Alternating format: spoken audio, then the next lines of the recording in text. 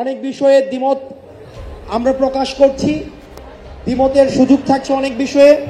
আমরা প্রত্যাশা করছি এই রমজানে এই ইফতারের মধ্য দিয়ে আমাদের মধ্যে যে বিভেদ রয়েছে, আমাদের মধ্যে রাজনৈতিক যেই বিভেদগুলো রয়েছে, সেই বিভেদগুলোকে আমরা বিভেদ উত্তর আমরা একটা ঐক্যমত্যের জায়গায় পৌঁছাতে পারবো এবং আমাদের দীর্ঘ প্রতীক্ষিত ডেমোক্রেটিক ট্রান্সফরমেশনের দিকে আমরা যেতে পারবো।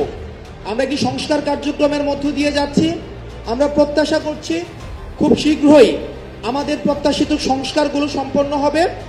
তার মধ্যে আমাদের এই খুনি ফ্যাসিস্ট শেখ হাসিনার যে বিচার রয়েছে এবং আওয়ামী লীগকে আমরা পরবর্তী বাংলাদেশে আমরা রাজনীতিতে দেখতে চাই কি চাই না, এই বিষয়গুলোকে আমরা প্রত্যাশা রাখবো যে আমাদের রাজনৈতিক যে দলগুলো রয়েছে সেই দলগুলো একটি ঐক্যমত্যের মধ্য দিয়ে যাবে এবং পরবর্তী প্রজন্মের জন্য আমরা একটি বেটার বাংলাদেশ আমরা রেখে যেতে পারবো।